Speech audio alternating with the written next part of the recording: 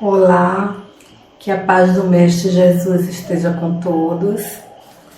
Aqui novamente para mais uma noite de Evangelho no Lar, dando continuidade ao capítulo 3, sobre o tema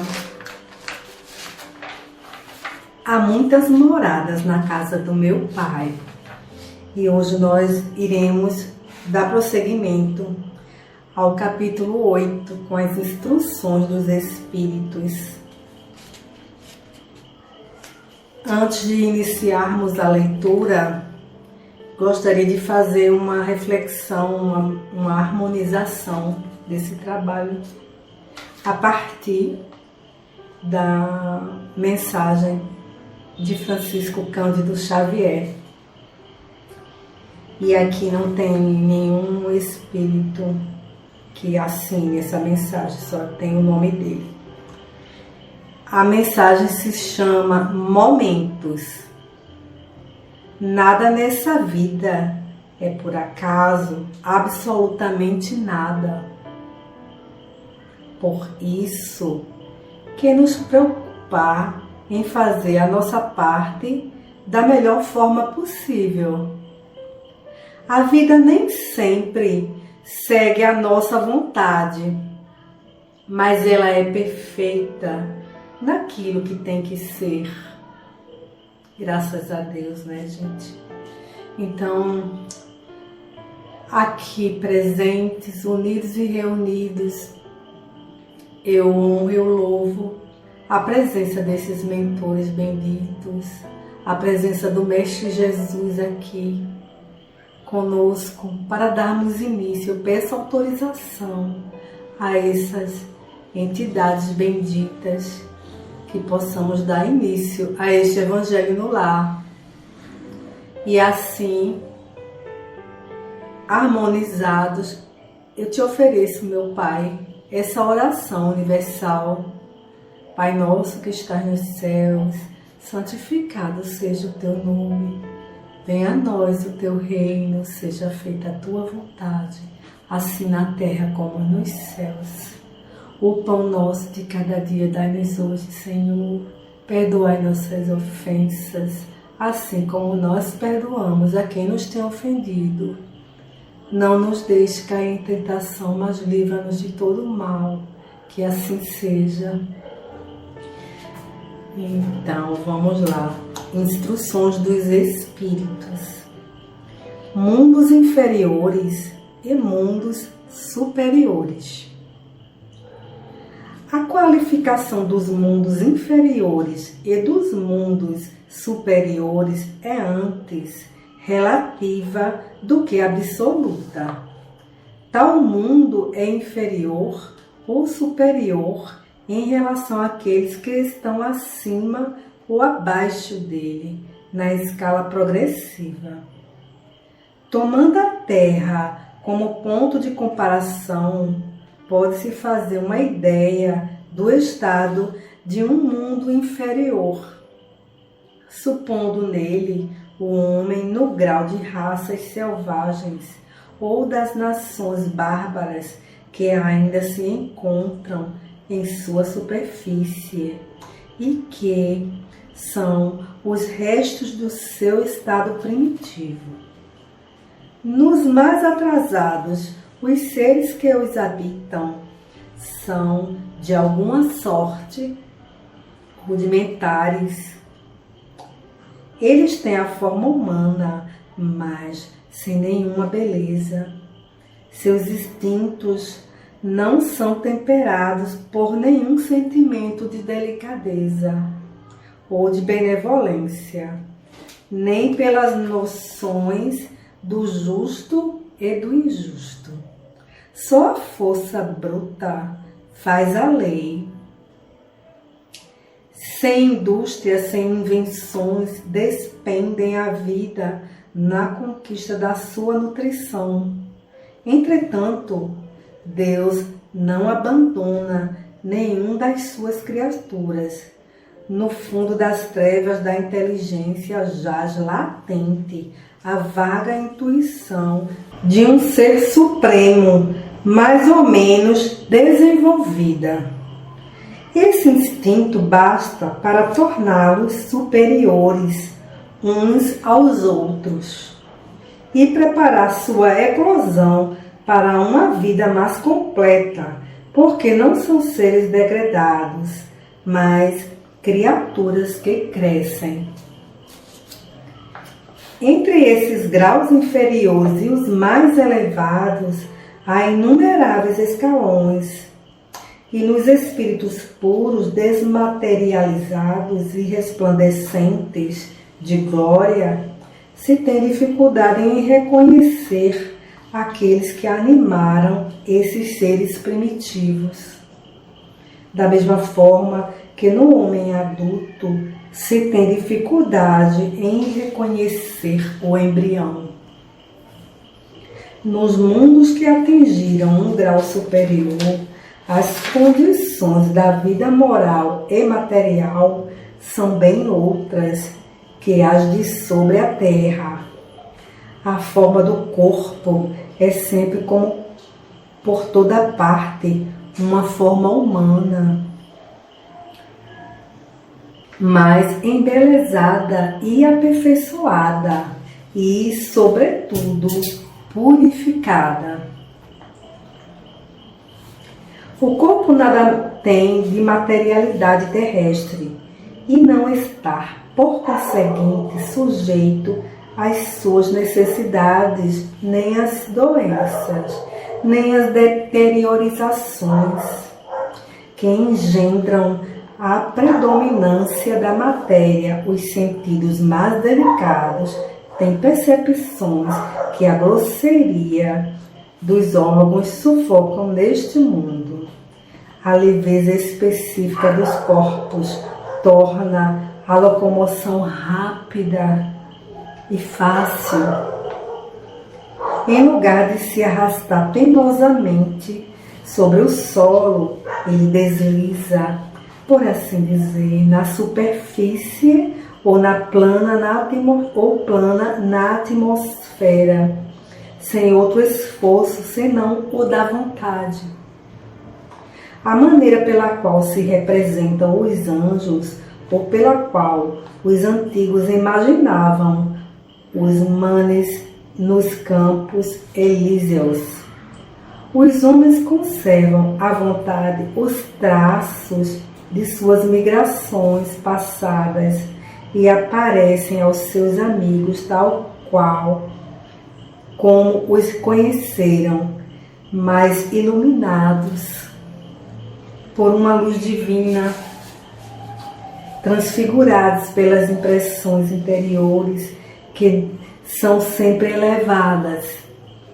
Em lugar de rostos pálidos, devastados pelos sofrimentos e pelas paixões, a inteligência e a vida irradiam esse clarão que os pintores traduziram pelo nimbo ou auréola de santos. A pouca resistência que a matéria oferece ao espírito, já muito avançado, torna o desenvolvimento dos corpos mais rápido e a infância curta ou quase nula. A vida é isenta de inquietações e de angústias. É proporcionalmente muito mais longa que sobre a terra. Em princípio, a longevidade é proporcional ao grau de adiantamento dos mundos. A morte não tem nada dos horrores da decomposição. Longe de ser um objeto de pavor, ela é considerada uma transformação feliz, porque a dúvida sobre o futuro não existe. Durante a vida, não estando a alma encerrada na matéria compacta, irradia e goza de uma lucidez que a coloca num estado quase permanente de emancipação e permite a livre transmissão do pensamento. Nesses mundos felizes, as relações do povo a povo sempre amigáveis. Jamais são perturbadas pela ambição de dominar seu vizinho, nem pela guerra que lhe é consequência. Não há nem senhores, nem escravos, nem privilégios de nascimento, só a superioridade moral. E inteligente estabelece a diferença das condições e dá a supremacia. A autoridade é sempre respeitada, porque não é dada senão a quem tem mérito, e se exerce sempre com justiça. O homem não procura se elevar acima do homem, mas acima de si mesmo, aperfeiçoando-se. O seu objetivo é chegar à classe dos espíritos puros. E esse desejo incessante não é um tormento, mas uma nobre ambição que o faz estudar com ardor para chegar a igualá-los. Todos os sentimentos ternos e elevados da natureza humana se encontram aumentados e purificados. Os ódios, os ciúmes mesquinhos, as baixas cobiças da inveja são ali desconhecidas. O laço de amor e de fraternidade une todos os homens, os mais fortes ajudam os mais fracos. Eles possuem mais ou menos, segundo tenham mais ou menos adquirido pela sua inteligência. Mas ninguém sofre por falta de necessário, porque ninguém está em expiação. Numa palavra, ali o mal não existe. Em vosso mundo tendes necessidade do mal para sentir o bem, da noite para admirar a luz, da doença para apreciar a saúde. Nos mundos superiores, esses contrastes não são necessários. A eterna luz, a eterna beleza, a eterna serenidade da alma proporcionam uma eterna alegria, que não são perturbadas nem pelas angústias da vida material, nem pelo contato dos maus, que ali não têm acesso. Eis o que o espírito humano tem mais dificuldade de compreender. Ele foi engenhoso para pintar os tormentos do inferno e não pôde jamais representar os gozos dos céus. E por que isso? Porque, sendo inferior, não suportou senão penas e misérias, e não entreviu as claridades celestes. Não pode falar daquilo que não conhece, mas à medida que se eleva e se depura, o horizonte se ilumina e ele compreende o bem que tem diante de si, como compreendeu o mal que ficou atrás de si. Entretanto, esses mundos afortunados não são mundos privilegiados, porque Deus não é parcial para com nenhum dos seus filhos. Ele dá a todos os mesmos direitos, as mesmas facilidades para atingi-los. Faz com que todos partam do mesmo ponto e não dota a ninguém mais do que aos outros.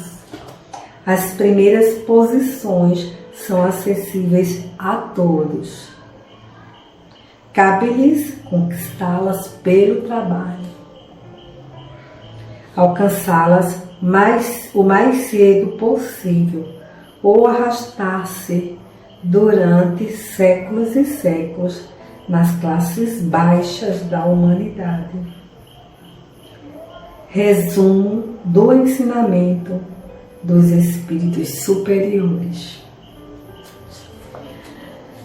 Então, nós realizamos, no dia de hoje essas instruções dos espíritos, que foi do item 8 até o item 12. E nele nós podemos ter uma visão, uma ideia muito maravilhosa do que seria se tornar um espírito iluminado, atingir a evolução, o grau de evolução. E ele aqui nos relata como se é possível atingir e os benefícios que nos esperam caso estejamos dispostos a galgar essa posição tão maravilhosa.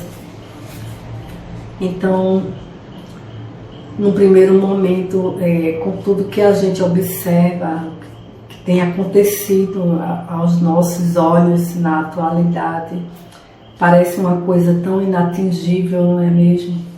Parece ser algo tão... nós não conseguimos ficar insensíveis a tanto ódio, a tanta polaridade na esfera humana. Na realidade, é isso que nos impacta, é isso que nos paralisa, essa característica de dualidade, de separatismo. Precisamos conhecer as trevas para valorizarmos a luz. Precisamos conhecer a doença para valorizarmos a saúde. O mundo dual é o mundo dos contrastes. Mas só existe uma realidade diante de tudo isso. Deus nos dá as oportunidades, isso Ele dá. Elas estão aí e nós precisamos aproveitar. Então, nesse momento, Pai, bastante honrada com a Tua presença, com a Tua inspiração, honrada com a presença desses mentores, com esses espíritos de luz aqui neste trabalho. Peço autorização para concluirmos mais uma leitura do texto do livro Evangelho segundo o Espiritismo, capítulo 3.